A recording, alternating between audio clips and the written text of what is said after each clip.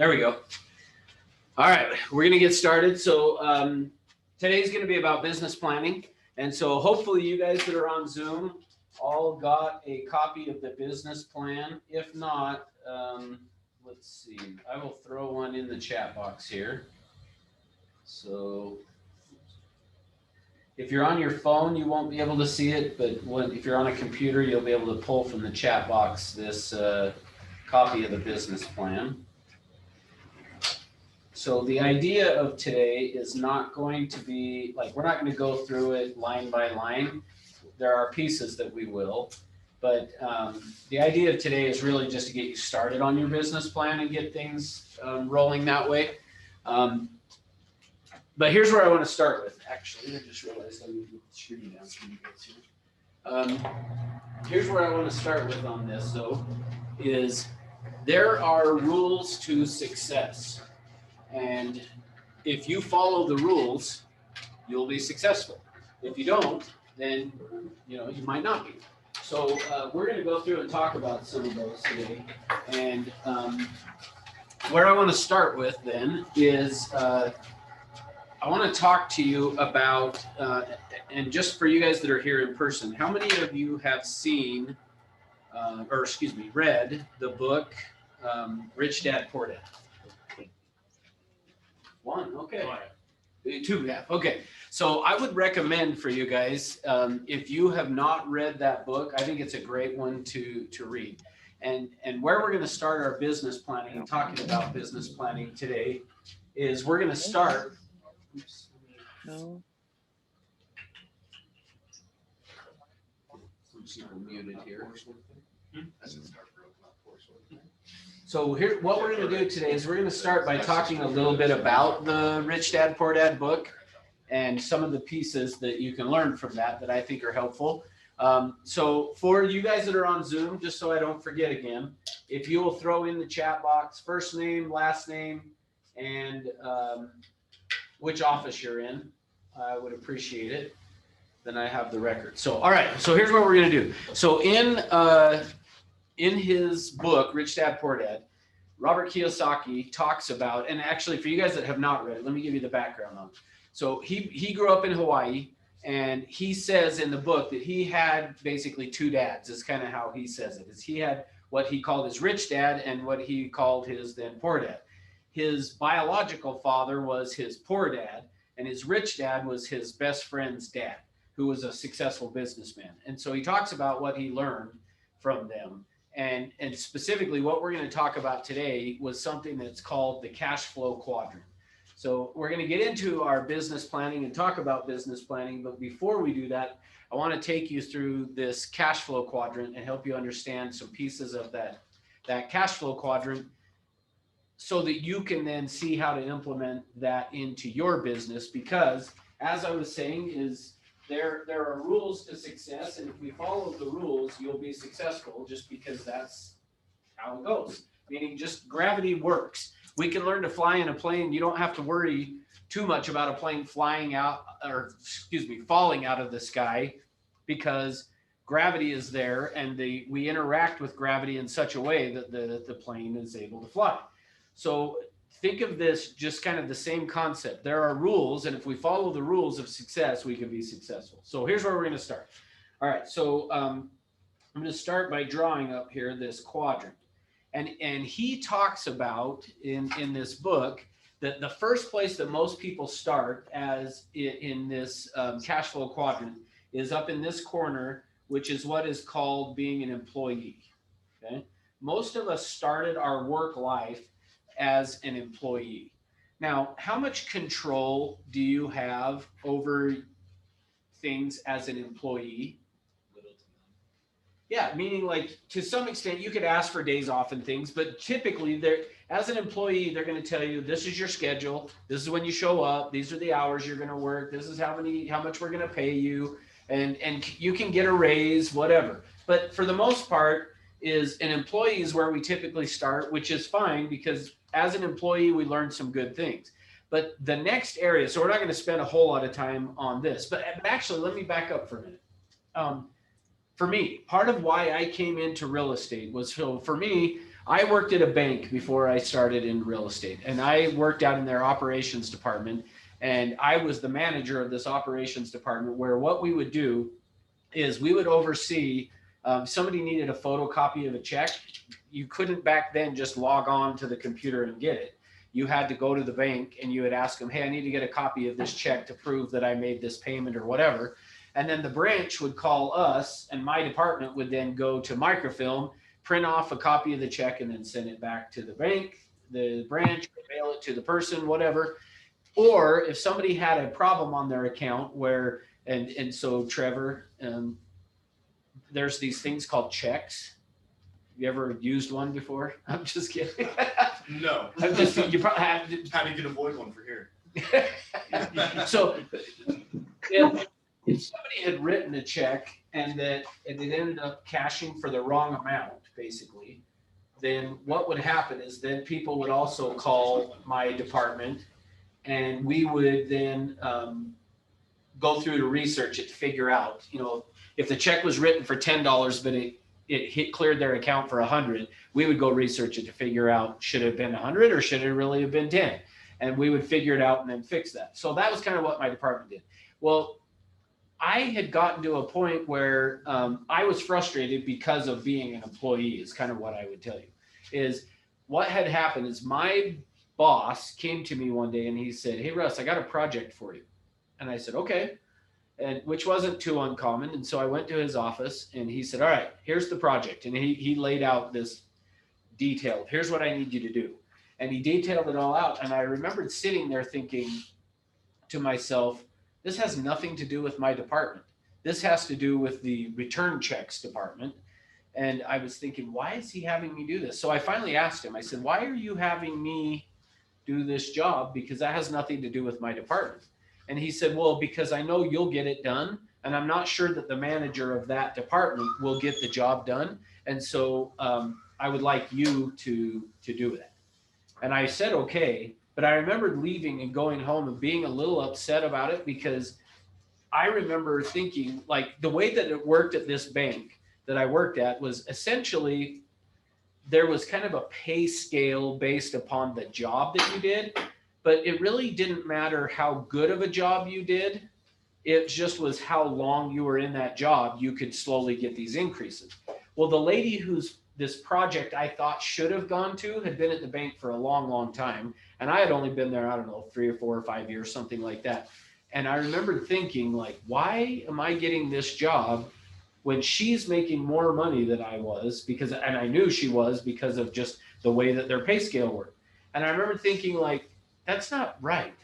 And I remembered feeling like, I don't want to be an employee anymore. I want to go do a job where the harder I work, the more money I will get paid. And so that's what then led me to say, I want to go do real estate. All right. So now with that kind of the background, let's go to the next quadrant in this cash flow quadrant, is what we would call self-employed.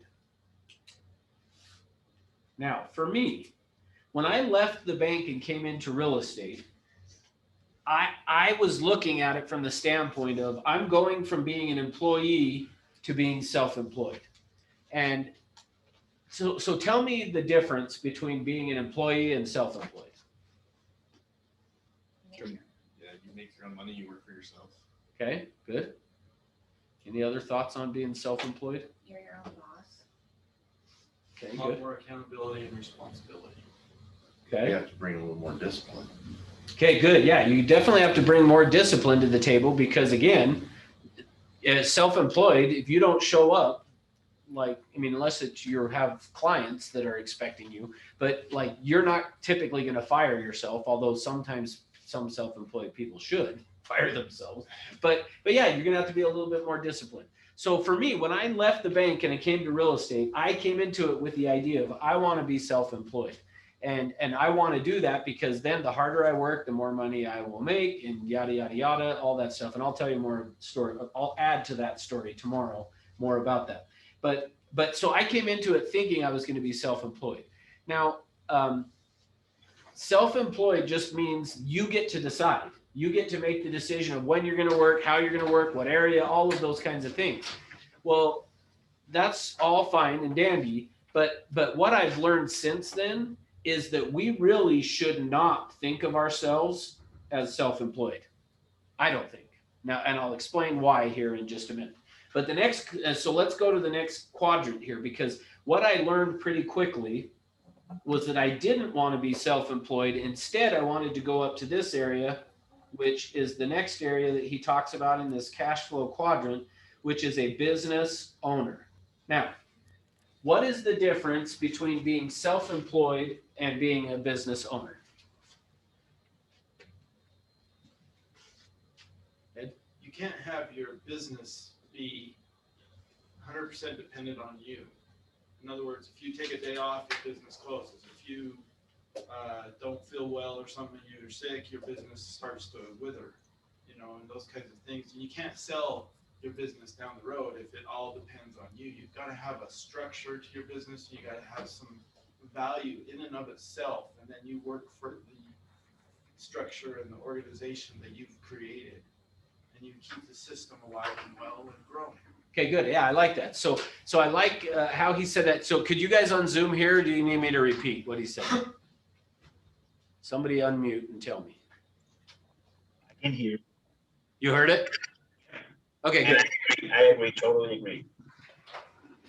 All right, perfect. So so as part of that of being a business owner is that you need to have some different systems and structures and things set up that maybe as a self-employed, I'll take it.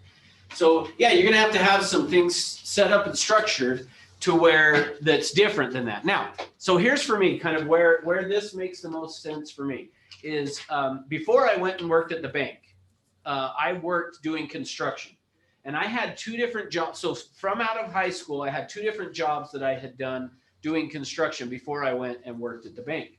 And I had two different guys that I worked for that I would say to you, if I look back now at the time I didn't understand this, but if I look back on it now and think about those two different guys that I worked for, the first one that I worked for doing construction, I would look at today and I would tell you he was a business owner.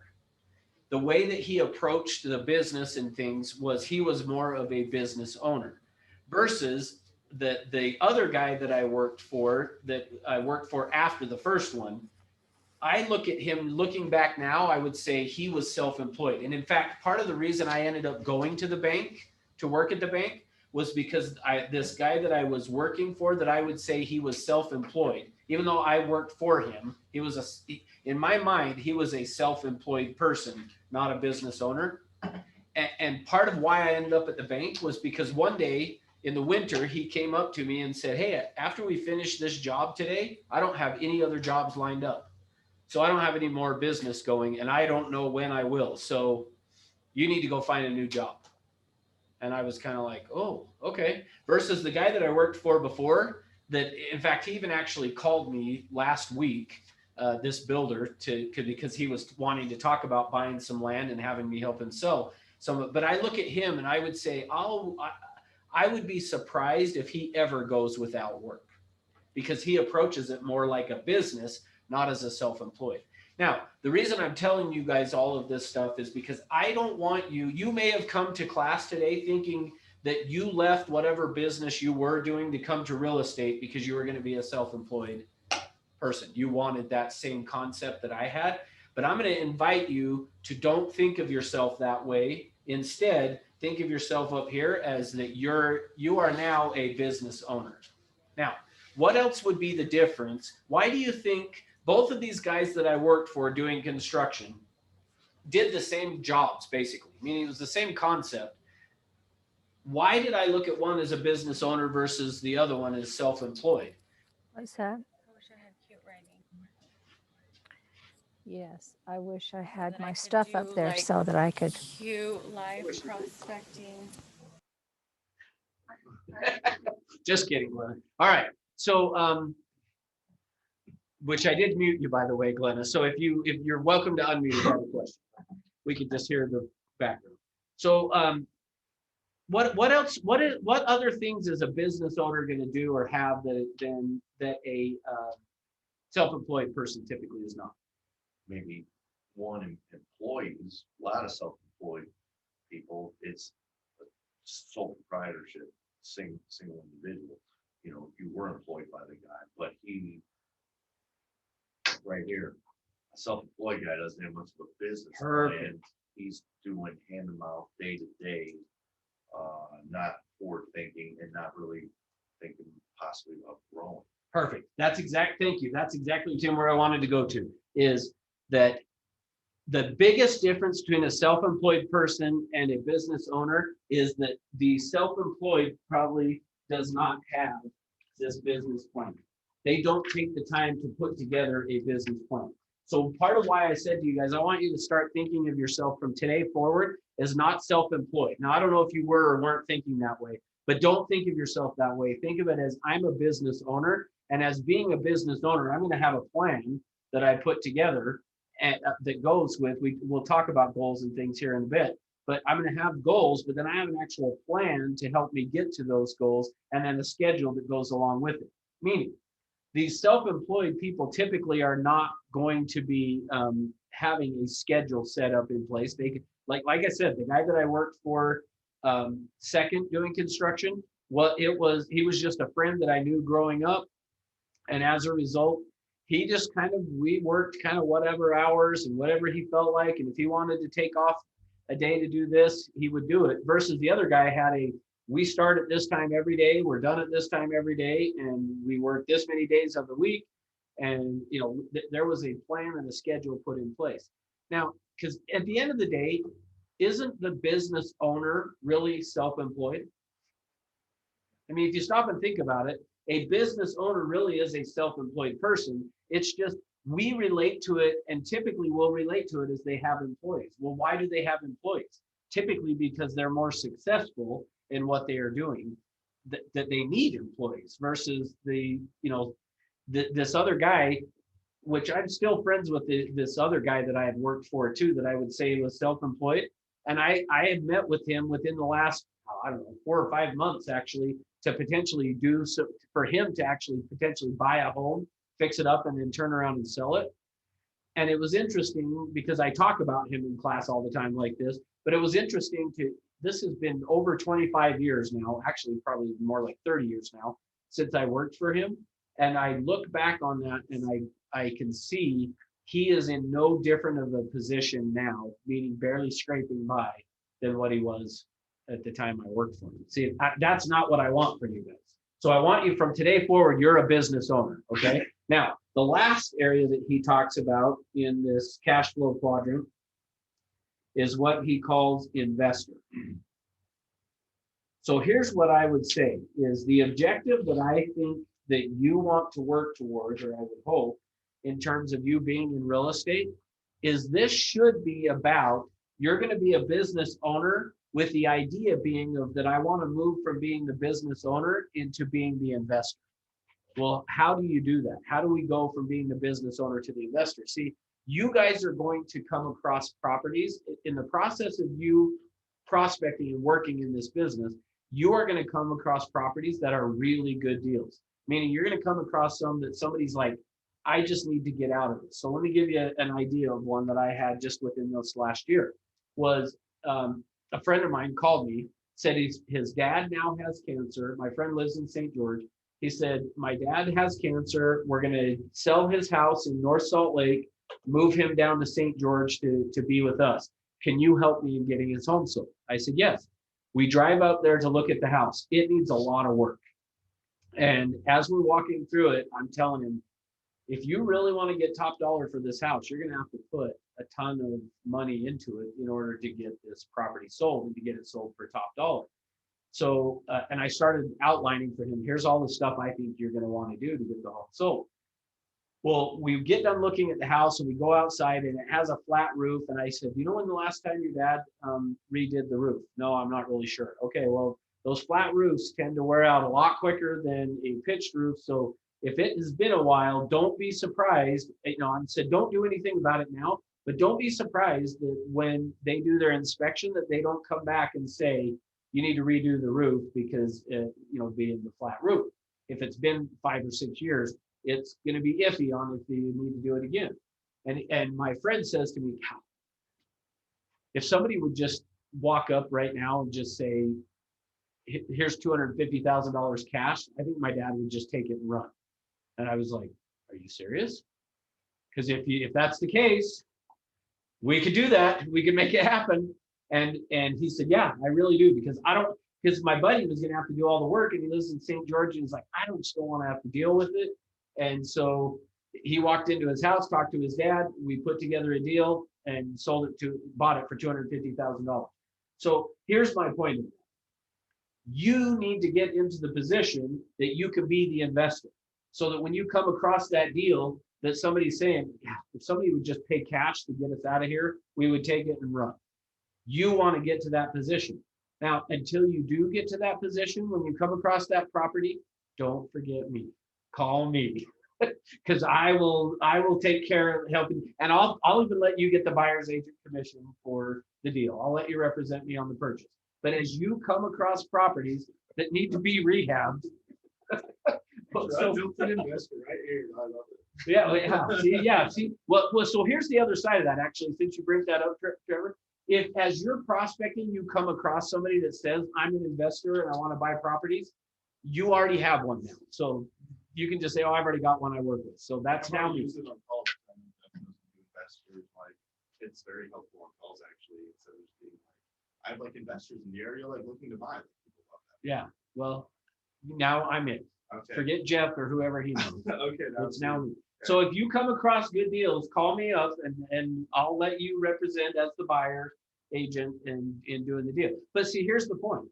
I want you to get to the point where you are the one saying, "Okay, now I'm the investor. I'm going to be the one buying the home to fix it up and turn around and sell it." But so how are you going to do that? Well, so you remember yesterday that actually, let me do one last thing. The thing, since he wrote the book, and I don't know if he's updated it, but in that book, Rich Dad Poor Dad, he now is added a fifth area after the investor, and that's to become a philanthropist. Basically, is the next step. So think of it as kind of what Robert Kiyosaki is saying is, you're typically going to start out here as an employee. You're going to move to being a self-employed person. Then you're going to go become the business owner.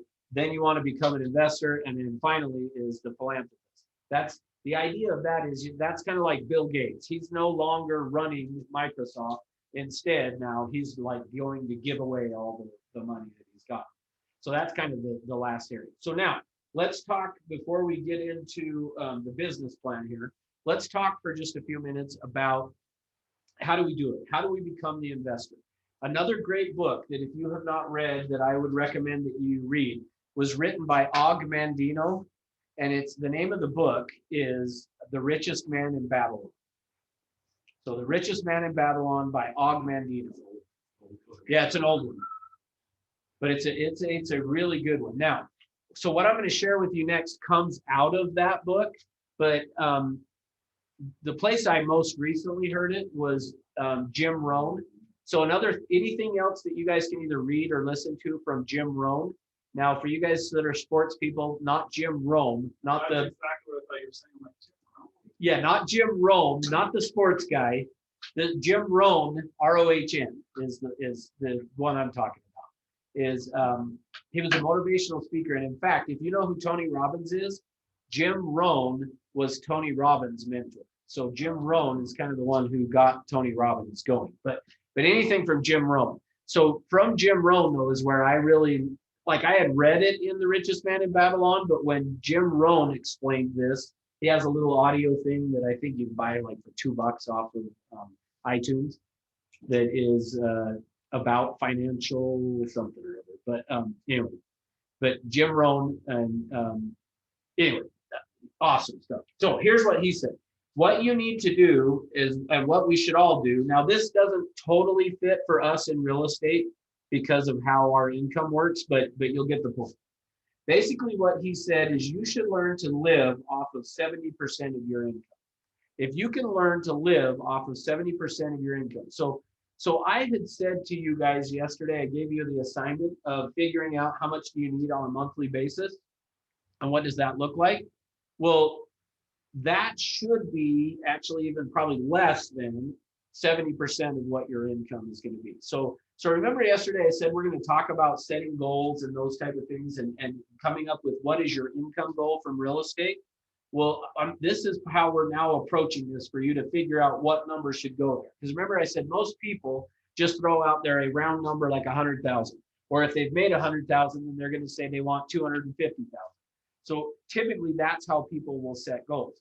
Instead, how I want you to do it is say, okay, how much money do I need on a monthly basis?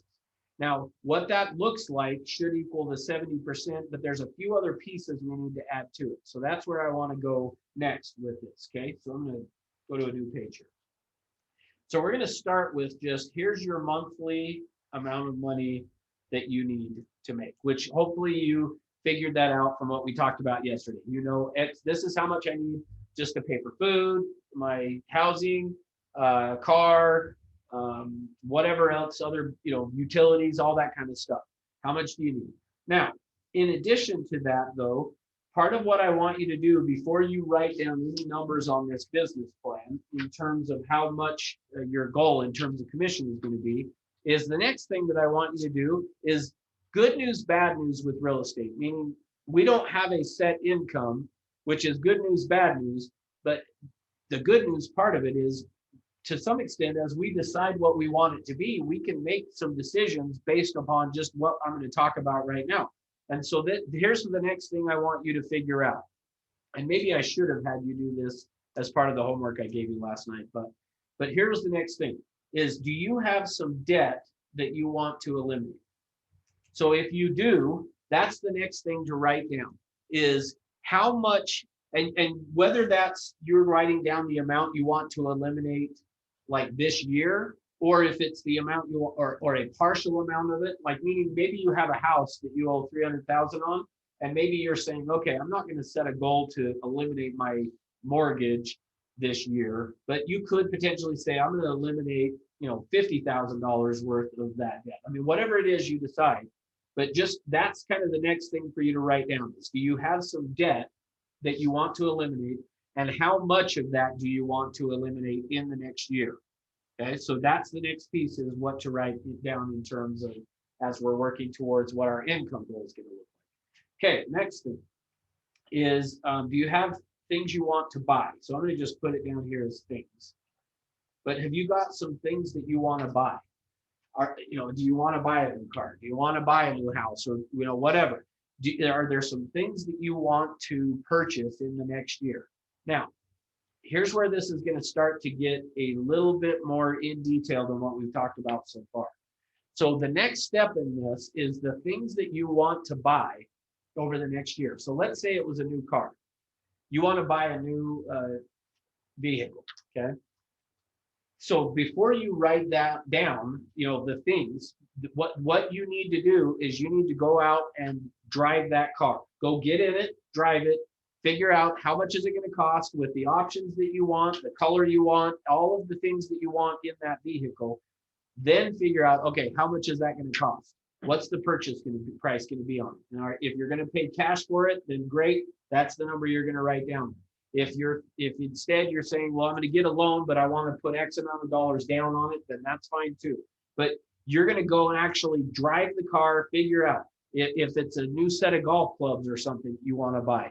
You're going to go actually look at them, get the price on it, so you know exactly what you're writing down. Does that make sense? So you're going to figure out what things do you want to buy over the next year, and write down how much that's going to cost, so you can put a dollar value there. Next is, I'm going to write down vacation. Do you guys remember what those are? Or trips. Now, just kind of as a side note real quick, do you know what the difference between a vacation and a trip is? 2 to 3 days versus a week. You're on the right track. Vacation is where you are just doing fun stuff or nothing. A trip just involves travel. And you might even be going to a vacation spot, but you never put anything aside. Okay. Just Good. not I like your thinking. disconnecting. I like your thinking. You're on the right track as well. Cost. No, you're never going to get it, Trevor. You're not going to, in fact, when I tell you, you're not going to get it. You're not going to understand what I'm saying. Trip is with your kids, vacation without your kids. That's what it is. A vacation is no kids involved. A trip means you have your kids with you. So that's the difference between a trip and a vacation. That's, no, you only They're have all trips. vacations for you. Or yeah, they're all, yeah, that's true. Yes, correct. Sorry, yeah. They're all vacations for you. No, that's somewhat of a joke, although I really actually do think it's true. It's to be funny, but it's actually true. All right, so vacations and trips. So the next piece of this, what vacations or what trips do you want to go on in the next year?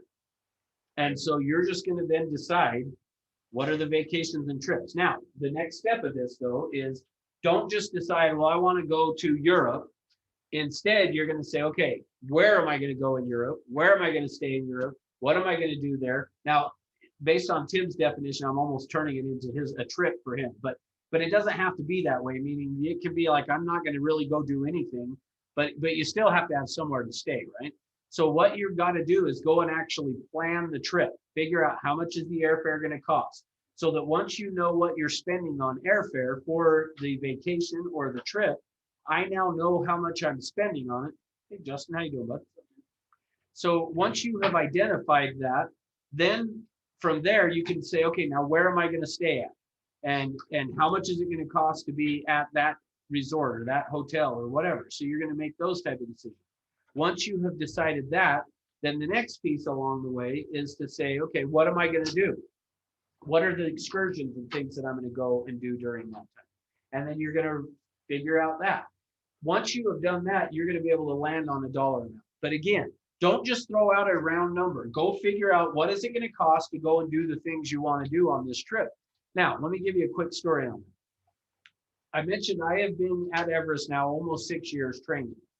And one of the very first times that I trained at here, now I was at a different brokerage before doing training, but since I came to Everest, I was the very first training I did of this class at Everest about 6 years ago. I had an agent from down in the Orem office that raised her hand and said, I have never taken my kids, she said, basically on a trip, meaning like, because I had made the joke about vacation and trip. She said, I have never taken my kids on a trip.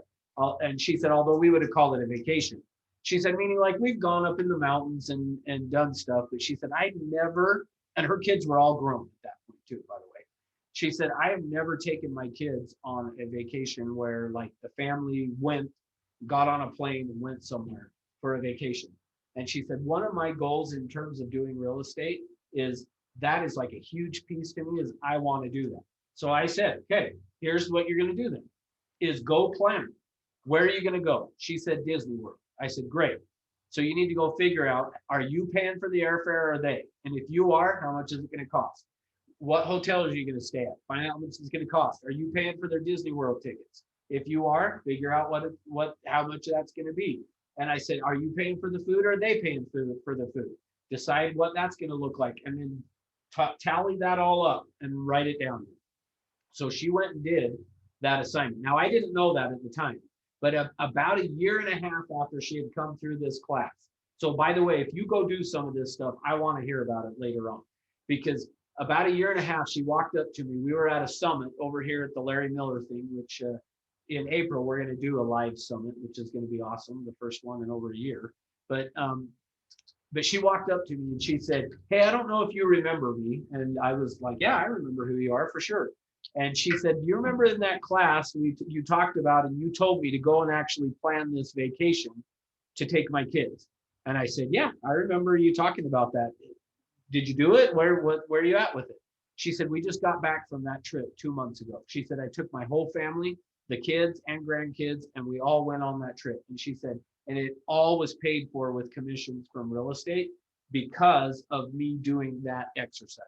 So I say that to you and tell you that piece of it because this works. If you will actually go plan it and then write it down, you will then make it happen. Okay. So so that's your next step on this. Figure out what are the things you want to buy, what are the trips and things that you want to go on, calculate it out, plan it out, and then write it down. And once you have written it down, now I can take this and I can draw a line across here and say, okay, if we were to total those up, that is going to give me the 70% that we talked about. So whatever that number comes up to be should equate to your 70% of your income. Okay. Now, so what about the other 30%? Because so essentially what I'm going to do is now this number, I'm still not ready to write down a income goal on here yet, though, by the way, because I'm missing still 30%. So, but now that I figured this out, I can divide that into the 70% to figure out what the other 30% looks like, how much that's going to be. But so here's what you want the breakdown of the other 30%. Now, this is the piece, again, coming out of The Richest Man in Babylon from Og Mandino, or from where I had most recently heard it was Jim Rohn talking about it. But is the next thing is 10% of your income that you're going to have should go to some type of a charity. You should donate 10% to a charity. You pick what it is, it doesn't matter, but just find a charity. If you want to do it to United Way or whatever, I don't care what it is, but identify. Now, why? Why should we donate 10% to a charity? Okay, it's good karma. I like that. I have something, Russ.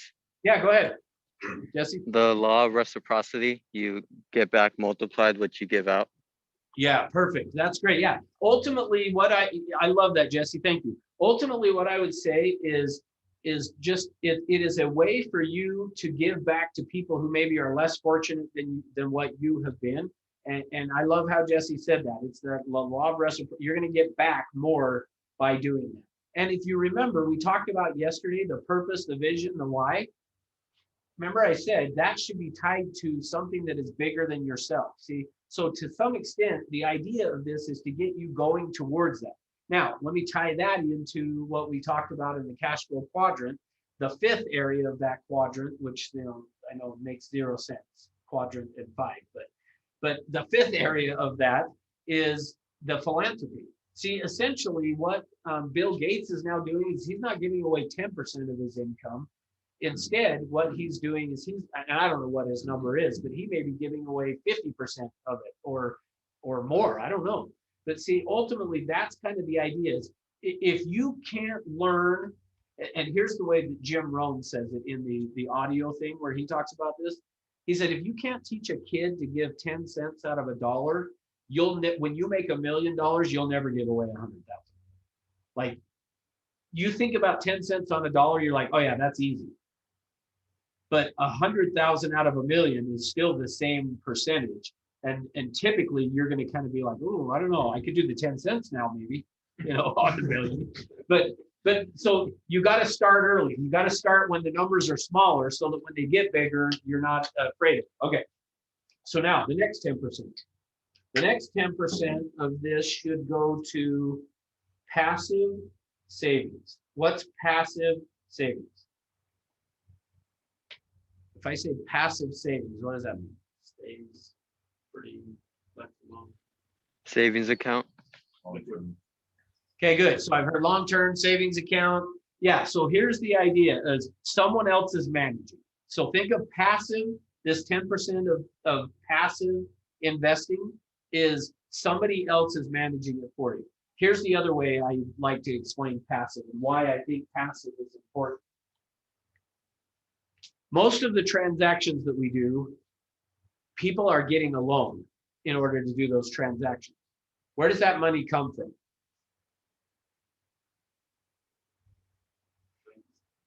And where do the banks get the banks and investors? Where do they get the money from? Someone's passive savings. Yeah, to some extent, it's our passive savings or people's passive savings is where that comes from. So the other way why I say that is the way that banking works, and I didn't intentionally tell you the banking story to bring this up, but part of how it works when you deposit money at a bank. They now then multiply that basically. They lend out that money and then they're constantly, that little bit of money you give them gets multiplied. So think of it this way. It keeps our economy going. See, what would happen if all of a sudden everybody did a run to the bank today and said, I want all of my money out of the bank? What's going to happen to our banking system? It's going to collapse. Why? They have no resources to make it. They don't have that much cash on hand. See, they have to keep a reserve amount of money there, but they don't have, if you totaled up everybody's bank statements that has an account at a branch and you walked in and said, we want that money back, they don't have it. It doesn't really exist. I mean, it does, but it doesn't really exist. So because of that, if everybody went and did a run on that, our economy would crash. So part of why we want to do 10% passive is it keeps our economy going. It is healthy for our economy, and we want to be participating in that. Okay, so that's passive or investing. The last 10% should be for active investing. Active investing would be what we just talked about. That is money for you set aside that you're going to manage. That's money set aside that you say, okay, I'm going to go out, I'm going to build up 10% of my income every year, with the idea being that you then want to turn around and make a 10% profit on that. So for me, that's how I think about it. So purchasing that house in North Salt Lake to then fix up and sell, the objective of that is to purchase it, fix it up, sell it, and get at least a 10% return on that money. Now you can decide what your return you want to do, but for me is I just want to see a 10% return on it. If I go buy a property, fix it up and sell it, I want at least a 10% return on it. If I can see where I can easily get a 10% return, that's a deal I want to do. So if you bring me a deal, that's the first thing I'm going to look at. So Trevor, you were the most excited, so I'll speak to you on that. When you find me a deal and you bring it to me, that's the first thing I'm going to look for is, can I get at least a 10% return by buying the property? And if it exists, then probably it's a deal that we'll do. But if it doesn't, then I'm going to say, hey, I appreciate you bringing it to me, but that one's not going to, there's not enough in it to make that happen. But that's active investing. Active is you are managing it. You're the one saying, okay, I'm going to go buy this property. Now, let me tell you a quick story about one of our agents here at the office, and his name is Phil Harvey, and not Paul Harvey. Yeah, Trevor, Paul Harvey mean anything to you? No. Okay, anyway. Mary, do you know who Paul Harvey is? I do. I know, I was gonna say, I figured I can look around the room and guess who knows and who doesn't. Anyways, What's really the rest of the story? The other, like, yeah, what's the rest of the story? That what? I said, what's really the age difference between me and like him? Point at you. Well, not huh? Let's figure it out. How old are you? 18. I'm C. I'm not even the. So I'm gonna quit picking on you now, though. Oh, which did I do? The what? Yep, you're getting all the crap now. See, I graduated. Hey Russ, Yeah. if I could butt in for a second, I don't have time to do it right now because I'm outdoor dropping while listening to your training. But there's a few videos I saved to Jim Rohn's on YouTube that he goes over specifically what you were just talking about, the 70 and then 30% rule. Yeah. So I'll share the links to those in the chat when I can. Perfect. Thanks, Jesse. Yeah. You're welcome. He's out. So Jesse's in California and they can't door knock right now. Like, it's not like against the law, is it, Jesse? I don't know that there's a law passed, but you're getting a lot of trouble though, right? I know that's true. So anyway, but so he goes out. Yeah, you get in a lot of trouble. How many doors are you hitting on either a daily or a weekly basis? Weekly, minimum 1,000. So he's going to 1,000 doors a week right now, which is awesome. So anyway, all right.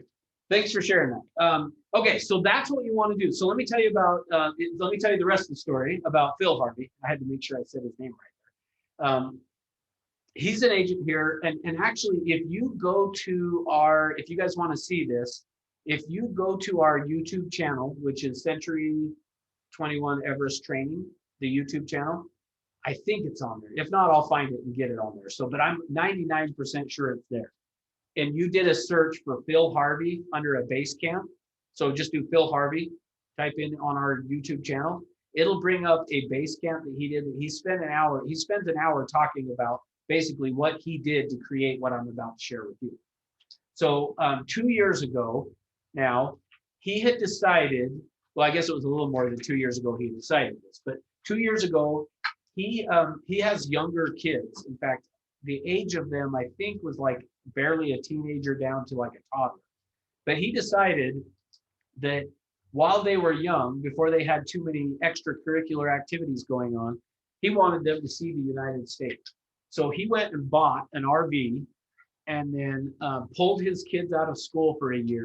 And they spent 1 year driving across the United States in an RV because he could afford to do that, because he's made it to that investor status where, and I hope he doesn't care if I say this, but he has $25,000 a month in net income just coming off of his investment properties. So he has enough investment properties that he's making $25,000 a month off of those. So he could afford to say, I'm going to go buy this RV. I'm going to pull my kids out of school. And we're just going to go travel the country. Now, he did keep his real estate business going, meaning he has a brother-in-law that, or two brother-in-laws now, but that are agents here as well, that, you know, he'd have them go get a listing signed or whatever while he was out. But he spent a year driving around the country in an RV. Now, that does not sound like a trip or a vacation to me, but with kids, but whatever.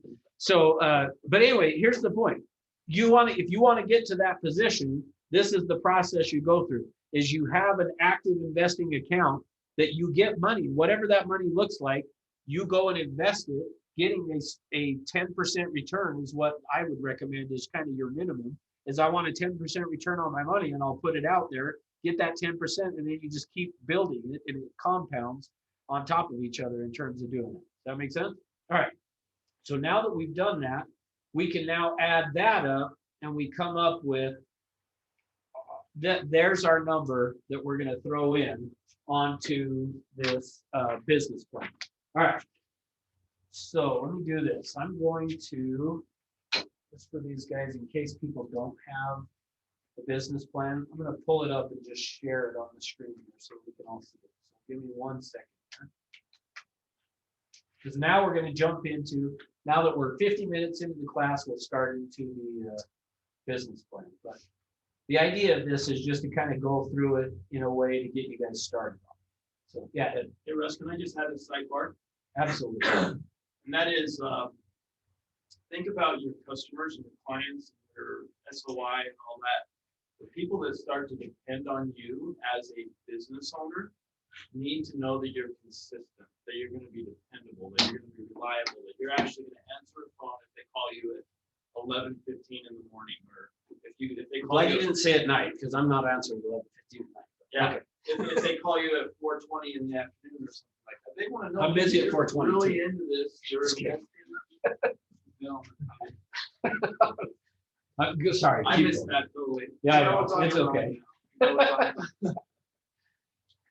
I just learned over the years that your business will actually grow a lot more if people start to realize that you're serious, you're legitimate, you're not just this floater around, getting tossed around, you work when you want to, you don't really have a system in place, because it's really hard for them to rely on you. Yeah, absolutely. Yeah, which that brings up, so actually let's, I'll hit on that now. I was going to do it later. But yeah, you need to have a schedule. You should have put together for you as part of this business plan, even though it's not in here. Is what, in fact, I'm wondering, maybe I will go back and say we need to add it, is what is your schedule going to look like? Meaning, what time do you start work? What time do you finish work? What does that look like? Now, and we'll talk about schedule here in just a little bit. But first, I want to go through this. So I'm going to turn the lights on since you guys all have a copy of this, because for some reason I'm not digging the lights off today. Okay. So now we're going to go through this. So the business plan. So you'll see at the top, it's got business plan for blank for 20, whatever. So you can fill in, your name for 2021. Now, here's the first thing I would say for you guys to decide. Is this business plan going to be from now until the end of 2021? And there's not a right answer on this. Or are you going to just say, okay, here's my business plan that's going to go from today until March 23rd of 2022, or April 1st, or whatever, however you want to do that, to put in the time. So just you decide, is this going to be the plan? Do I want it to be kind of a January to January thing after this year, or am I just going to have it always be a April to April? Because essentially putting it in place now for starting in April. Like, however you want to do it, doesn't matter. But decide on that. All right, so next thing, let me just read to you this quote at the top. Success is really nothing more than the progressive realization of a worthy ideal. This means that any person who knows what they are doing and where they are going is a success. Any person with a goal towards which they are working is a successful person. So that was Earl Nightingale. And I love that definition of the success is the progression towards a worthy ideal is basically what he said. So that's what we are doing here. Okay, so now let's go through and hit on some of this stuff and go through it. So the previous year's numbers. So this first thing is asking, what did you do last year? Now, if you're new, then you're probably not going to have a last year's anything that you did, right? So you could kind of skip through that. But if you're not new, then go through and put in how much did you earn last year? What was your average commission? What were your business expenses last year? What percentage of that income were your business expenses?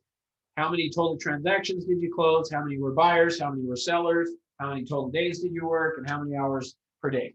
So the idea again of this of putting together and building out, like, what is your schedule going to look like? How much business did you do last year? So that now the importance of that is to figuring out, like, this buyers or sellers, how many did you do, is to help you in planning this next year. It's probably going to be about the same. Now, for you guys that are newer though, let me walk you through what this looks like. So imagine if on this side of where I'm standing right now is all 100% sellers.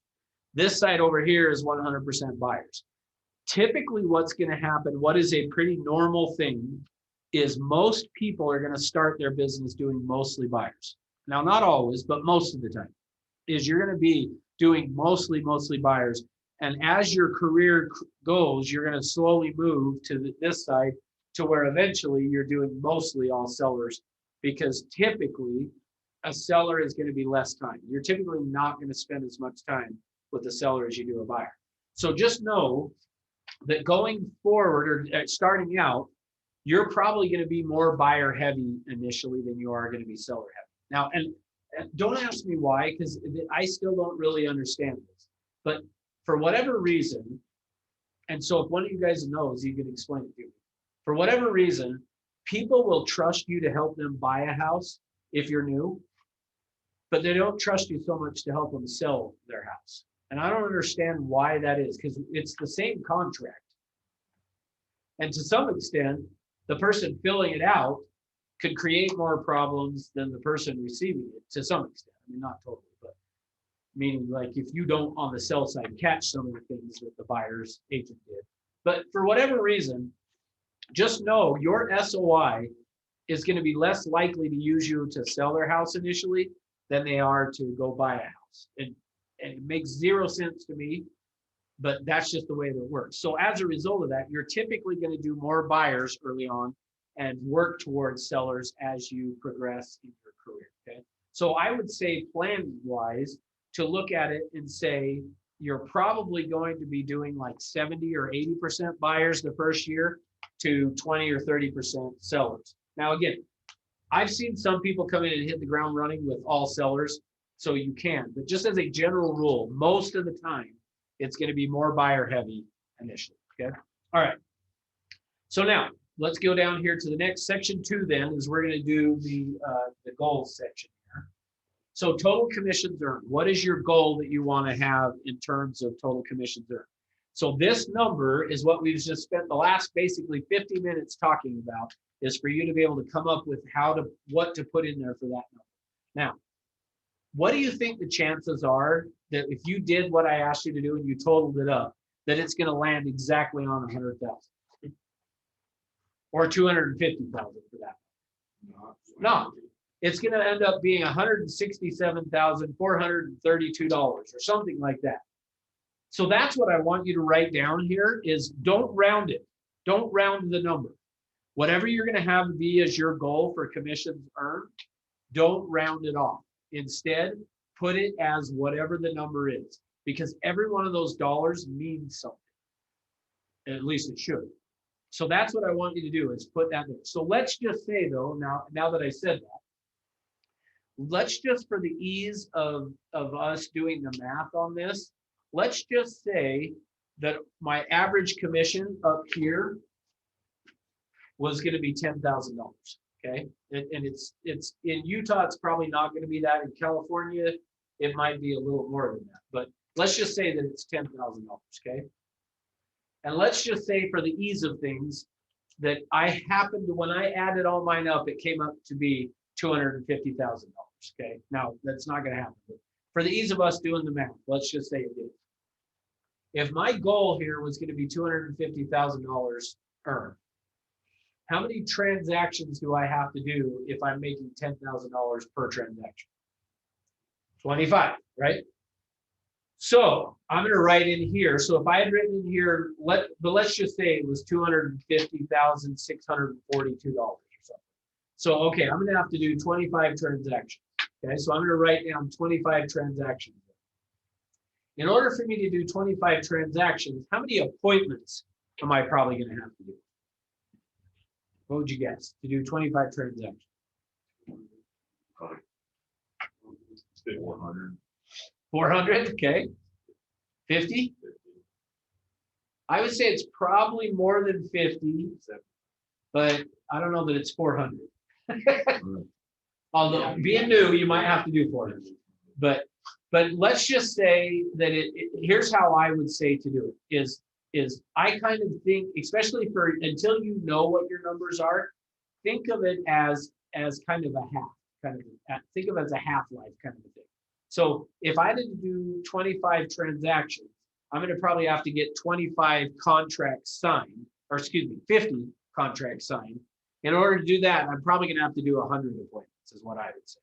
So that's kind of what I would say is until you know your numbers, I would just say kind of think of it as you're probably going to have to attend 100 appointments to get 25 transactions. Okay. All right. So think of it that way, is basically whatever the number is of total transactions you're going to do, I would just say times it by 4 to come up with the number of appointments you're going to need to do. Now, hopefully you'll get better along the way to where you don't need that many, but it also depends, actually, part of why I say that is it also depends on what your source is that you're working. Meaning if you're, because Trevor, you're calling a lot of for sale by owners and expireds, right? Yeah. So it might be 400 for you to do. I mean, I'm not really, but meaning if you're doing for sale by owners and expireds as a newer agent, you're going to have to, you might need 200 appointments to do 25 transactions. That really might be realistic to begin with. But if you're getting from your SOI, you might not need 100 appointments to get 25 transactions either. Does that make sense? Okay. All right. So if I'm going to do 100 appointments, how many total listings taken would I need? Well, if I said I was going to do 25 transactions and that assuming I'm a new agent, most of those are going to be buyers, then the number of listings that I'm going to take in order to do 25 transactions is I'm probably going to need to do in 25 transactions, probably going to do 5 or 6 of those being listings in that first year. So I would be saying I probably, in today's market, I would probably say I need to take like 6 or 7 listings. Because there's a pretty good chance they're selling today, just, no matter what. All right, so total listings sold, that's where now I'm going to say it's the 5 or 6 kind of range. So you're just going to decide what you want it to look like. But total buyer controlled sales. So if I was saying it's 5 or 6 here, then I'm going to have what, 18-ish buyers? So buyer controlled sales. So that's what so just make sure that the total listings sold and total buyer controlled sales, those two added together should equal your total transactions. So you can decide what the breakdown is, but I'm just telling you, as a general rule, you're going to be more buyer heavy the first year. Okay. All right, outgoing referrals. So this one should be, again, depending on the area. So Trevor, you're calling for sale by owners, right? Yeah, buyers. And expired. But on for sale by owners, how often are you asking them if you could refer them to wherever they're moving to? Have you ever? A couple times. Okay, good. Because a lot of times agents don't. Yeah, they'll work the for sale by owners and then they don't ask them, hey, well, where are you going to be moving to? because potentially you could pick them up as even if they're going to end up selling it for sale by owner, you might be able to pick them up as a buyer if they're staying local. But if they're going outside of our market area, ask them if you can refer them. Now, where I learned this was there was an agent in my office that she and I both were doing for sale by owners and expired. And she was constantly getting these referral checks in. I finally asked her one day, I said, how are you getting all these outgoing referral checks? And she said, well, every time I call it for sale by owner or it expired even, she said, I ask them where they're moving to. And if it's out of state, I just say, well, can I refer you to an agent there? Do you have somebody you're working with? And she said, I was like, that's genius. Like, so yeah. So anyway, so as you come in contact with people, even if you're working like buyer leads and stuff, find out where they're moving from. If they've got coming from another state, maybe you can help refer them to somebody that needs to sell. So just that's a great way. And typically what you're going to be looking at is you're making somewhere $1,000, $1,500 for just sending an outgoing referral. So how many outgoing referrals will you send in the next year? And I would recommend to try to say, you should probably try to send one every other month. So I would say kind of 6 is probably a good number. Hopefully you could get to where you're doing more than that. But I will tell you, if you'll send 6, you'll probably get 2 that close. So, anyway. All right, total days worked. On this one, go through and decide what that's going to look like. The default I usually say to put is 240. So if you're not going to go calculate out how many days you're going to work in the year, then put 240. All right, total hours prospect. All right, so now with that, I'm going to jump back over to, we're going to do the schedule real quick here.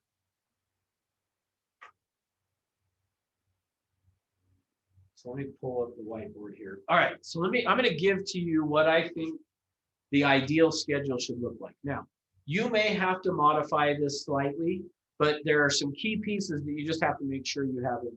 So as you put together your schedule, and I'm going to kind of skip through a few of the things, but like figure out what time are you waking up in the morning and what time do you need to go to bed in order to wake up at that time. Meaning a lot of times people will put their schedule together and go, I'm going to get up at 5 o'clock to go exercise. And then they go to bed at 2 o'clock in the morning. What do you think the chances are they're getting up at 5? 0. Yeah, probably not. So instead say, okay, if I'm going to get up and exercise, what time do I need to get to bed so that I make sure I get the amount of sleep that I need to get so that I can be, my best. So figure that out, what that needs to look like. So technically what I'm saying, your schedule actually starts the night before of what time am I going to bed so that you can get the sleep. So you'll wake up and exercise and do the things that you need to do. Okay. So schedule for your morning, make sure you exercise, make sure you take some time to read. And I always have to, I used to jokingly say this, but since then I'm like actually realized now I need to be serious about it, is make sure you shower so you don't stink. Like I had one, the reason I say that is I taught this class one day and I jokingly said that. What? So it's yeah. I jokingly said that one day in the class. And then afterwards I went down after class to listen to some agents, make some phone calls. And I stood next to this agent and I was just like, oh, like the VO was so bad that I was just like, all right, just now I'm like, no, seriously, don't stink. So then the next time I taught the class, I said that, and then I went down to our St. George office, and no lie, I got down there, and like this was the next day after I had taught the class, and actually this person had been on the class. The next day I got down there, and like I don't know if it was dirty clothes smell or what, but it was like, it was bad. Don't stink. Okay, all right. So then I would say we offer role play that you can do either on Zoom or you can come be here in person in this room that I'm in right now every morning at Rick starts it at 7:15 for you guys in California. I know it's kind of early, 6:15, but get some role play. You need to schedule into some time to do role play. Then at 8 a.m., so I'll start this here. 8 a.m. is our morning ascent. I would recommend, remember yesterday I talked about the foundation and mindset and participate. Pick a certain number of days of the week that you're going to participate in morning ascent. Even if it's not every day, at least have 2 or 3 or whatever that, hey, these days I'm going to jump on and I'll participate in morning ascent. So I do Thursdays, so make sure you're always on Thursday. or be here in the room. Trevor's always here in the room with me. That's why I pick on him so much. He comes and shows up here in the room at 8 a.m. All right. So that goes from 8 to 8:30 or 8:45 if John is doing it, or 9 o'clock if George is doing it. But it's supposed to be 8:30 that we're supposed to be done, but it'll go till 8:45 a lot. But anyway, then 9 o'clock.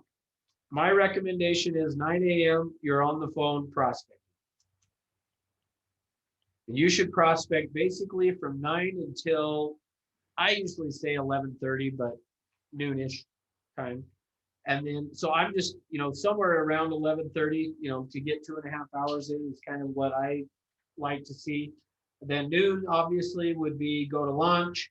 1 o'clock, then is I always like to do lead follow-up at that point. Remember we talked yesterday about the skills on lead follow-up? Most agents don't do it. So I schedule in a time. 1 o'clock is I'm going to do my lead follow-up. 2 o'clock is going to be appointment prep. So I'm prepping for my appointments. 3 o'clock would be my first appointment. 5 o'clock, the second appointment. And then that way you can be home basically by 6 o'clock, hopefully. So that's kind of the objective for me is it would be this schedule. Now, typically though, I would recommend 1 day a week. You can decide if you want to do 2, but at least 1 day a week, do a 7 o'clock appointment. That way, if you have somebody that says, well, I can't meet at 3 or 5, then you just say, great, on Thursdays, I can meet at 7 p.m. or whatever day you decide. So Brian Burnett, who is in our St. George office, and he is our top agent in Utah. And he made about $2 million in 2020, real estate commissions. Essentially, this is his schedule that I just gave you. This is what he follows as his schedule. He is home by 6 o'clock every night except for 1 day a week. 1 day a week, he'll do a 7 o'clock appointment.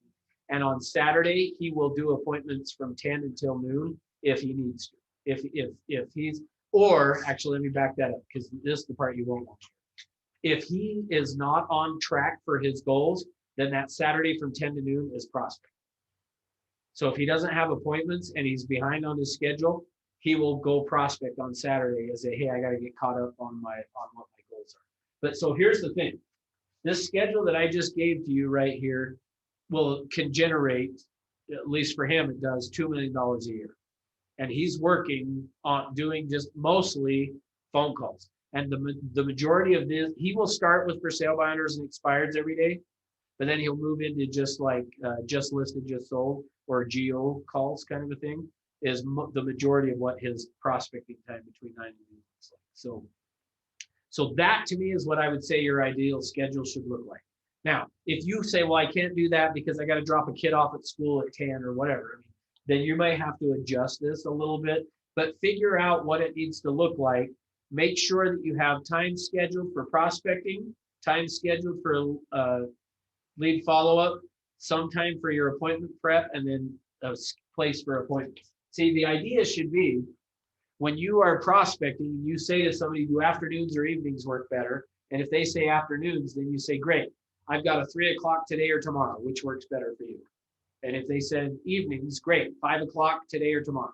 So essentially, it's like you're building your schedule with these appointment slots so that when you're on the phone prospecting, you can say to somebody, well, I've got an appointment available at this particular time. Does that work for you? Does that make sense? All right. So now with that in mind, let's come back to the business plan here. So total hours prospect. See, so you should be able to say like, and you could put it in here as how many per day or per week. So in that, if you were following the schedule I just had there, basically I would be writing in here 4 hours a day because I'm going to do 2.5 to 3 on that from 9 to noon-ish. And then I'm doing lead follow-up, which in my mind is still prospecting as well.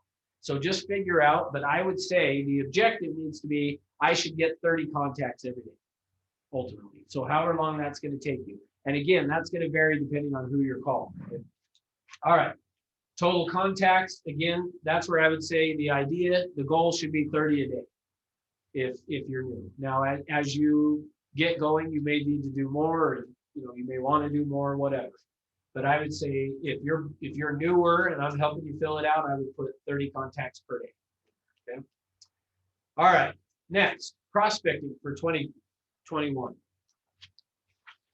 You'll notice there's 2 lines on there. Here's how I think about it. You should have 2 or 3 sources that you're going to prospect. Now, we'll say more about this tomorrow when we talk about lead generation, but you should have 2 or 3 sources that you prospect. One of them should be your SOI. 100%. Got to be your SOI. The other 1 or 2 could be whatever you want. So if you want to do for sale by owners and expires, then you would just say SOI for sale by owners expired. If you're doing internet leads, SOI, internet leads. If you want to go do some door knocking, so I'm going to do SOI and door knocking, whatever that looks like. And we'll go through it. Tomorrow we'll start talking about the different sources you can choose from. So again, the idea of today is just to kind of help you know how to fill this out. And after tomorrow, I'll give you some ideas, and we're going to talk through about how to approach for sale by owners and expires and all of those different sources. We're going to go through and hit on, okay? All right. So total hours prospected, again, you should be able to calculate that from based on what we already talked about. Somebody's trying to get a hold of me really bad. Keep blowing up my phone. Next, so total hours prospected really is going to be tied to what we talked about back here. So you could just put how many hours per day, or you could total it up for the whole year or whatever. I usually just do it as a per day, 3 hours a day or whatever. Okay. Average contacts per hour. Now this is going to vary depending on who you're calling. If you're calling your SOI, you're going to get a higher potentially contacts per hour or lower, depending on how talkative you are with your SOI. But if you're going out and knocking on doors, in today's world, you got a pretty good chance you're going to get a higher contact ratio by knocking on doors today than you are on calling on the phone.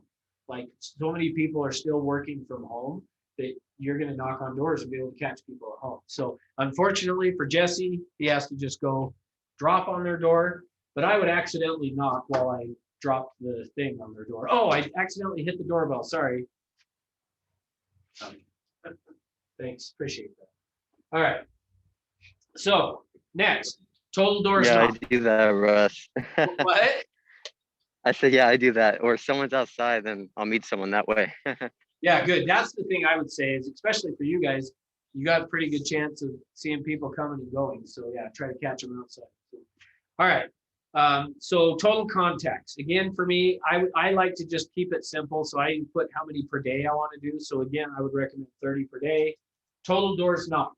How many doors are you going to knock on? See, so Jesse already knows he's not necessarily knocking right now, but right now he's door dropping. So he's putting a flyer, which I would not recommend, by the way, for you guys that are here in Utah. Don't go, oh, that's how Jesse's doing it, I'm going to go do it.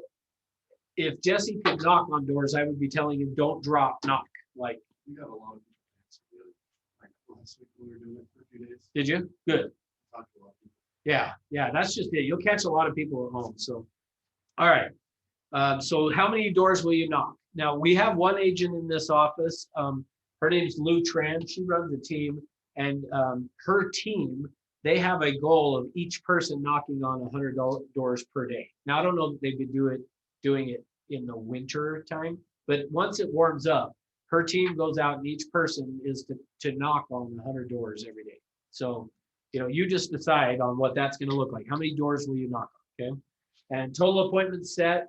Now that you're going to get from the number back here that you had already put in, right? Okay. Sphere of influence now. So the next section on this is total people in your SOI as of today. How many people do you have? So essentially you should identify how many people do I have in my sphere of influence and then write it down. So to some extent, you could go through your phone and look at the people in there as contact. I define SOI as if you called them up on the phone and I said, hey, this is Russ Orchard, that they know who I am. Then that's going to be sphere of influence. But if they said who, then that's not SOI, okay? All right, so how many do you have? How many people will you have by the end of the year? Now, on that one, wait until next week to fill that in until after I teach you my SOI class, because your number may change if you wrote it today after I teach you that, okay? So then the difference between how many are in it now and how many you want by the end of the year is how many you need to add. I will email my SOI every, I would say should be month. So you should write in there every month. I will mail my SOI every quarter. So you should do some type of a mailing every quarter. I will personally call my SOI every, and now again on this, from the company standpoint, we teach it and say quarterly. But you're gonna see when I teach you on my SOI class, you're gonna do some people more often, okay? And then I will post on social networks, blank times per blank. Here's what I think, we really probably ought to reword that. Because it ought to be, basically think of it on social media should be a 4-to-1 ratio. You should do 4, for every 4 posts that you do, 1 could be real estate related, the other 3 ought to be not real estate related. Or figure out a way to do it subtly. Like meaning if you're out showing a house and you see one that's got like a weird toilet or something, like take a picture of that toilet, like not enough that it would give away the house. That's where you could get in trouble. But you know, take a picture and then you could post. I was out showing houses today and came across this, you know, avocado green refrigerator or whatever, you know, and then like you could do something like that. But that's kind of a subtle way of showing people I do real estate without saying I'm out doing real estate. Make sense? Okay. All right. Mindset. We've already been talking about books and audios and things. So you can go through and just list the books that you want to read, when you'll read them by, audios you're going to list to, whatever. Events and trainings that I will attend. So this is where you can put in, you know, the Elevate that we are doing every few months, the summits that take place, where the next month we're going to do in person, all those kind of things.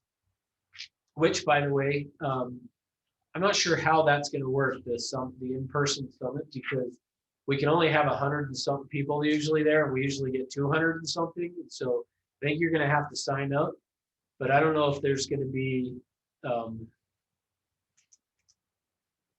a pecking order to that, like based on people that make more money get the first choice. I don't know how that's going to work, but anyway, just know that it'll be on Zoom as well. But all right, next, company meetings. I will attend Morning Ascent blank times per blank. Rick, how often do you attend Morning Ascent? I don't miss ever. Honestly, in the 6 years I've been here, which Rick's been like 6.5. Yeah. Outside of when he had his knees replaced or being on vacation, he doesn't miss. Like I don't think anybody shows up to in the last, at least the 6 years I've been here. I don't know that anybody has been to Morning Ascent more than Rick. Would you agree? True that. You always see his pretty face on the Zoom calls to his office. I know, yeah. Eating something sometimes. Yeah. All right. So how many times will you attend Morning Ascent? Now, to some extent, you got no excuse today because we do it on Zoom and you can really have it on every day. All right. I will attend Summit blank times per year. So again, we usually do it 10 times a year. The times we don't usually do it's July and December. Outside of that, we do. So how many times will you attend each year? A base camp. We haven't really been doing base camps now. We've just been doing the coaching call. So we probably have to just change that to be base camp. I think so. Anyway, I will attend the C21 systems training, blank times per whatever. Like you probably only need to do that once or twice. But and I will complete the new agent training by, you can put next Thursday to some extent, right?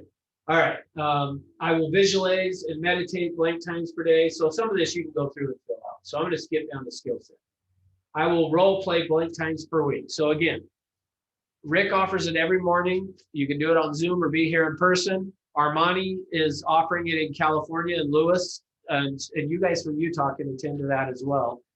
There's a link. They do it. Do you know what time, Jesse, they start the role play in California? It's not every day, but it's like 4 days of the week. But I don't know what time it is. Hopefully Jesse's in a conversation with somebody whose door he accidentally knocked on. Yeah, sorry, what was that, Russ? What time does Lewis and Armani do their role play? They start at 8 now. Okay, so it'd be 9 o'clock our time. So 8 o'clock California 9. So okay, so anyway, you can attend with them as well if you want to do that. All right, role play partners. You should identify some people to be role play partners. Now, to some extent, even a role play partner could be this. Let's say that Chad was my role play partner. Really, to some extent, it could be a scenario that I call up and go, ring, ring. Yo, Hey, Chad, this is Russ. You got a minute? yeah, what's going on? I want to do a role play, so ring, ring. Hello. Hey, this is Russ from the home search site you signed up on. I just was calling. Like, that's could be what you do with a role play partner. Is just, I got a few minutes. I call up and go, hey, Chad, you got a few minutes? Yeah, what's up? I want to do a role play. Ring, ring. Like, that's all you got. And then bam, we could run through it. It'd be less than 5 minutes probably and move on. Or hit each other in the hallway. Give them an objection. Yeah, that's true. Handle the objection. You don't We should overthink it. start doing that. Every time we Right. walk past an agent in the hall, we should. No, handle an that's objection. It really is because it takes you I'm off your. gonna start doing that. Yeah. Next time I see you, Swen, you better be ready. I'm gonna be like, I want to list for 4%, Swen. Screw you, man. I don't know if you guys heard that on Zoom, but he said, screw you. All right. That's a good I objection. might not approach it that way. Yeah, probably.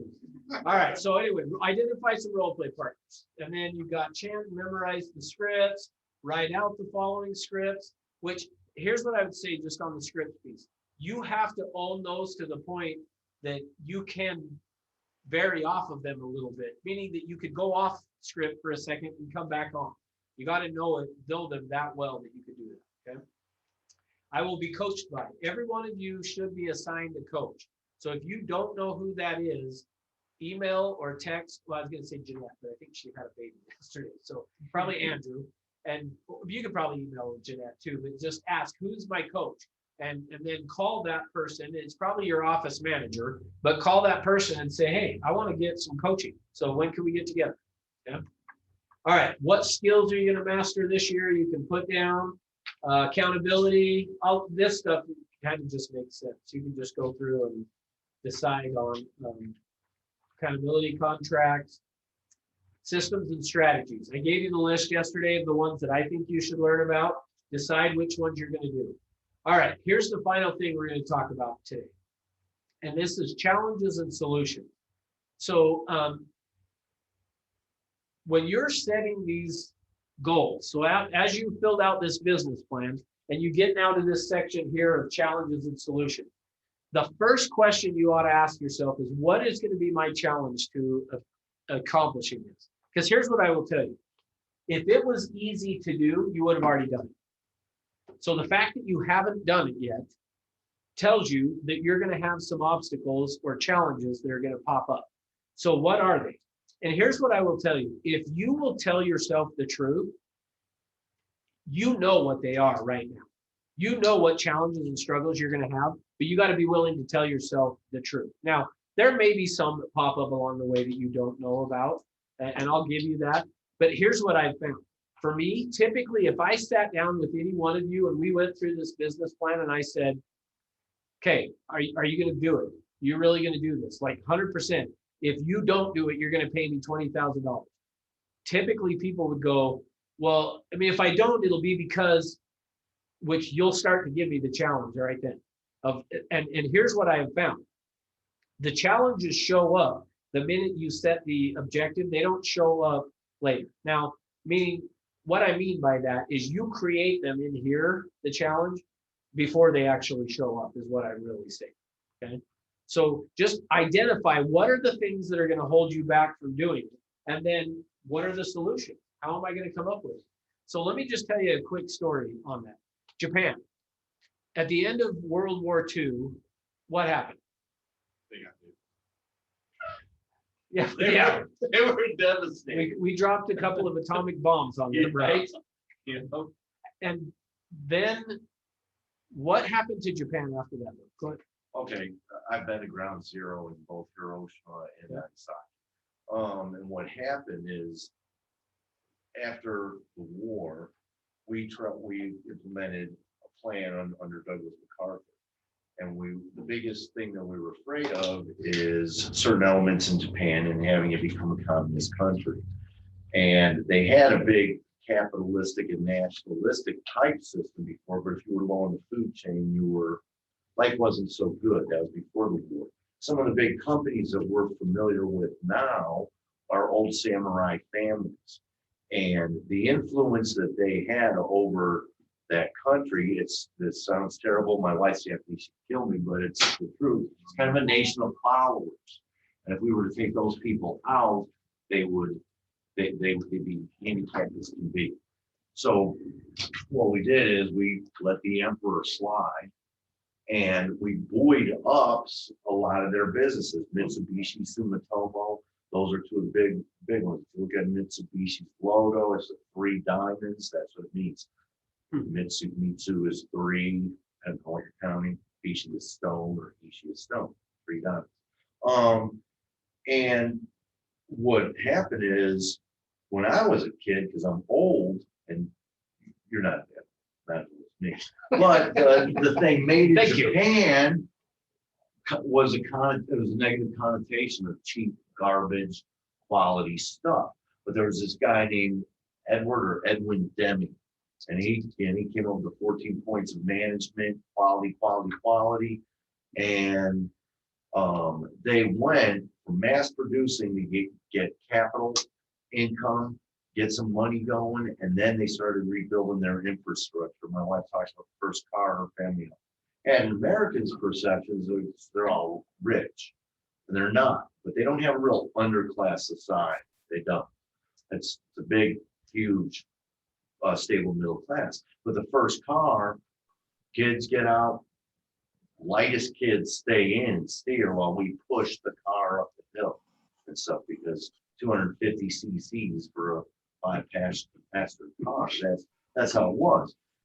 But they implemented these quality principles, and that's how they built up their manufacturing base. And if you go to a Toyota plant, maybe even in Texas today, where auto industry is worldwide. But I say Sumitomo, I was Navy forever. I know shipyards real well. Everybody's out there exercising all at the same time. They do like a morning ascent kind of thing, but they've been doing it forever and ever and ever. And it's body no show is what they say. Let's go. There you go. Awesome. Yeah, that's exactly what I was just going to tell you guys. So, Well, no, you're good. No, he's great. No, so what I was going to say is afterwards, essentially Japan had set goals. They said, here's the things we want to accomplish. And one of the first ones was they wanted to produce steel. But now I just gave away the punchline. What do you need to create steel? Iron ore. They don't have any. Japan's essentially an island. So when I talk about this challenges and solutions, if they want to create steel that they then wanted to sell to the US, they don't have iron ore, they don't have coal. What do they have to do to get it? You're gonna have to import it. So that's the idea of this, is they went and said, okay, here's our challenge. We want to start producing steel to sell back to America. We got to go get iron ore. Now, what was America doing with the steel that we were purchasing? Building buildings, making cars. So then Japan says, well, maybe we should become the #1 producer of cars. So they now started to do that. And so they set a goal, then they identify what are the challenges, and then they would go and do it. And a lot of it is exactly what Tim's saying, is they came up with these points of like, okay, here's how we're going to accomplish all of this stuff. So the point for you guys though is, once you set these goals, identify what are the challenges, what are the things that are going to hold you back, and then just say, okay, what's the solution? How do I overcome that challenge that I have? What do I need to do to overcome it? And if you'll do that and then implement those changes, and I'll be happy to help you, because here's what I know. There is always a way around, over, or through an obstacle. So let me show you. I don't typically do this, but I'm going to do this. So, let's see. Put the screen up. Well, yeah, let's do it. All right. Will you help me out, Mary? I've learned I have to use females for this, and I'll tell you why I do. Will you help me out? Yeah. Okay, here's what I want you to do. Well, I guess I didn't need to put the screen. I want you to run through this wall. So just come over here. You can take one. Just, no, I want you to run through the wall. Will you do it? Can I run through the wall? You try to- No, I'm not. No, there's a reason. I'll tell you why in just a minute. Because I'll do it. You want me to? Okay. Will you help me though, Trevor? Yeah. Will you come open the door? I was gonna do that. That's why. Now, if he opens the door and well, okay, good. So say that louder so the people on Zoom can hear you. Okay, here we go. So say what you said again. I said running through the wall, but that's the door. So Mary just said you didn't run through the wall, you ran through the door. What is a door? Well, but what is a door? Open way through a wall. It's a way through a wall. It's a way through a wall. So why create a new one when one already exists? Now, the reason I always use a female is because they won't try. I've had two times that when I've taught this in class that I've gotten somebody that's like, I'll do it. And I'll say, okay. And they said, do I have to repair the wall? No, you don't have to repair it. Because I'm like, nobody's going to be stupid enough to do it. And I'm like, yeah, go ahead right here. The very first time somebody ever did it, it wasn't this type of wall like that was sheetrock. It was I can't remember what the material was. It's not sheetrock. It was, but anyway, yeah. So this guy just runs and just on the other side of the wall was pictures and a copier machine that just like went flying. Like people came running to see what was going on in the train. Way to go, Russ. So then that was the first time that happened. So the second time that I had somebody actually try was it was sheetrock, but they said, well, what's on the other side? And I said, a pillar. And I was totally joking because I was thinking I had already had the experience of somebody trying. So I said, there's a pillar, but yeah, go for it. And he goes, okay. And he starts running and just slams into and put a hole like this big in the wall. And there actually really was a beam, a pillar there that luckily it had this much space that he didn't actually hit.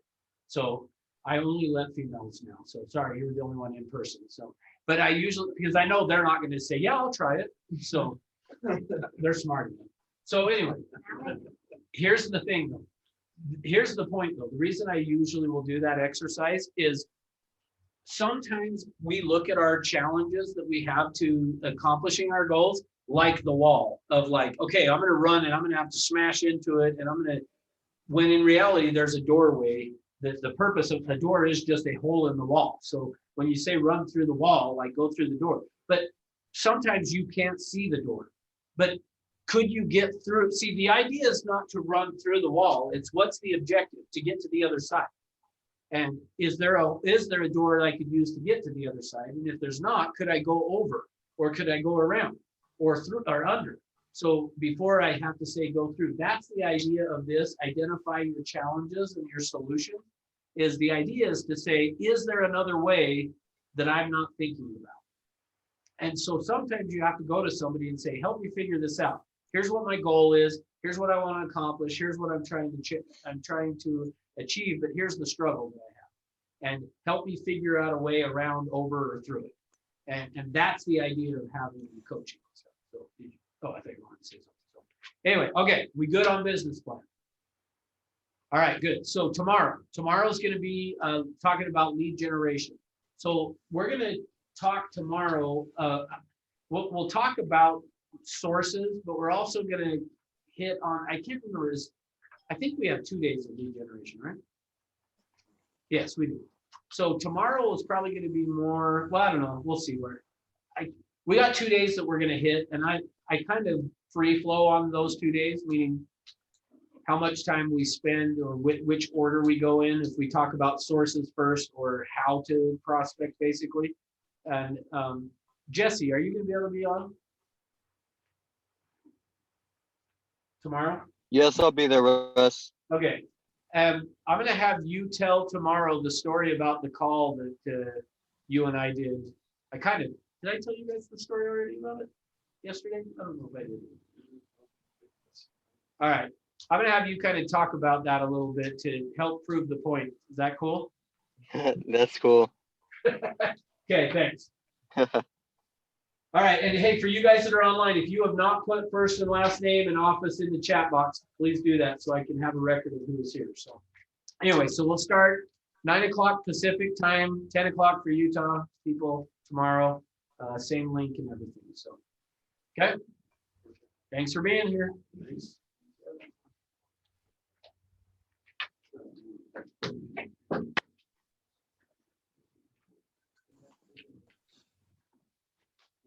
Where's Rick?